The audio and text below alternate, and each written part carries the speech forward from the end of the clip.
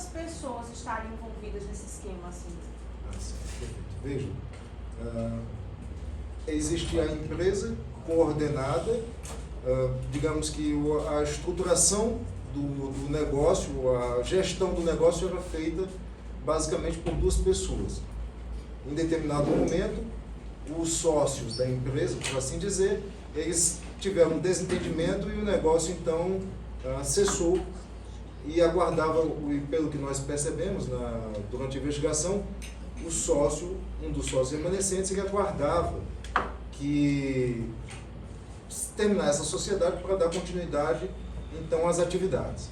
Então, além desses dois sócios, nós tivemos aí algumas pessoas que identificamos, que seriam, como eu disse, aqueles que intermediam os contratos, alguns que realizam operações financeiras e outros que fazem ou cedem seu nome tanto para utilizar a conta diretamente ou emprestando a conta. Nós não conseguimos chegar ao número total ou a identificação completa de todas as pessoas que operavam as contas que eram utilizadas para a aposta. Conseguimos uma parte e esse vai ser o próximo passo da investigação, identificar todas as outras contas, todos os outros usuários de contas que estão vinculados à empresa. Até o presente momento, nós temos uma ideia de que sejam aproximadamente 20 contas que eles utilizavam pelo menos. Qual o valor mínimo de investimento por parte de quem se interessava em fazer parte desse negócio? E quanto essas pessoas recebiam por mês? Era um percentual X, variava? Eles continuavam recebendo normalmente? Ou a partir desse distanciamento dos sócios o negócio começou a ruir? Perfeito. Bom, em relação à questão financeira do negócio, como estava sendo estruturado, o que nós podemos dizer? Alguns números que vão interessar os senhores. Inicialmente, uma das coisas que eu gostaria de citar é que o piso mínimo que a gente tem de movimentação deles são de 4 milhões. É o piso mínimo, tá? Daí para cima. Nós não temos ainda, não conseguimos estimar o volume total, mas é acima de 4 milhões de reais que foi movimentado pela empresa J-Look. Doutor, qual é a recomendação que os senhores que fazem a Polícia Federal? Pois não. Pois não. Bom, então assim, como eu tinha comentado aos senhores, eles fazem uma oferta pública para contratação junto ao público externo, e aí o negócio se dava da seguinte forma: os interessados têm que fazer um aporte no valor mínimo de 5 mil reais, tá? Inicialmente eles não fixavam um prazo determinado para que a pessoa eventualmente quisesse desistir do negócio, mas depois eles acabaram tendo uma alteração e fixavam um prazo mínimo de permanência sob pena de pagamento de multa.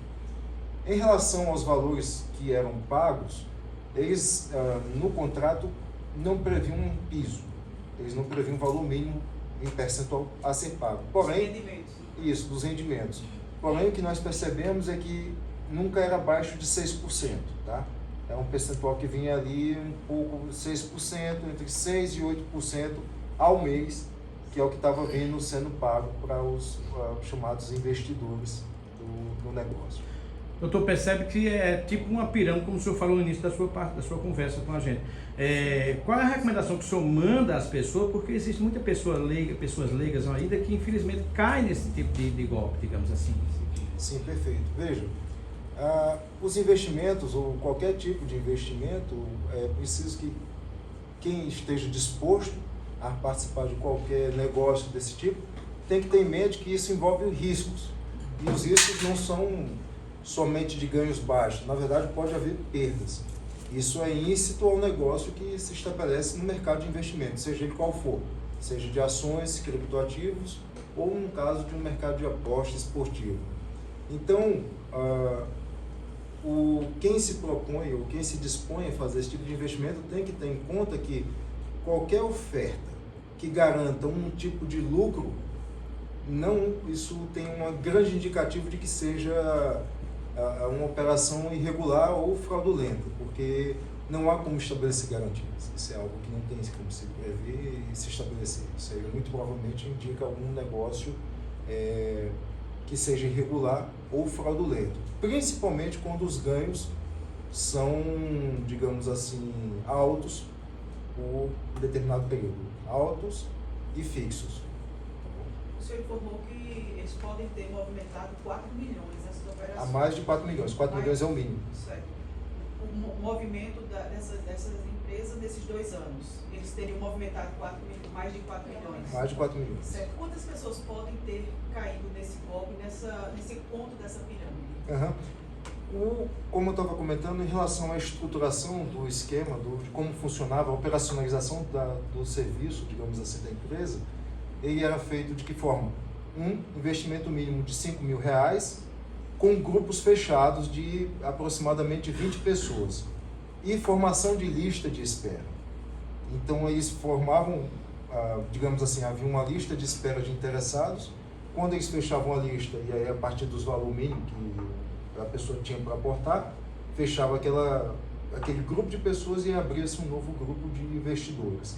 Então, assim, a gente hoje não tem como estimar um número, mas pelo que a gente já percebe, é um número razoável de pessoas que participaram. Isso foi executado mediante contrato ou no boca a boca mesmo? Não, havia um contrato. Eles tinham um modelo contratual que nós obtivemos, um modelo de contrato, temos os recibos, os comprovantes, temos algumas listas dos investidores e agora nós vamos fazer também um afastamento de sigilo bancário para poder determinar exatamente quanto de volume foi movimentado nesse período. Mas, como eu disse, o piso é 4 milhões. É muito provável que chegue até os 8, 10 milhões. Márcio Rangel.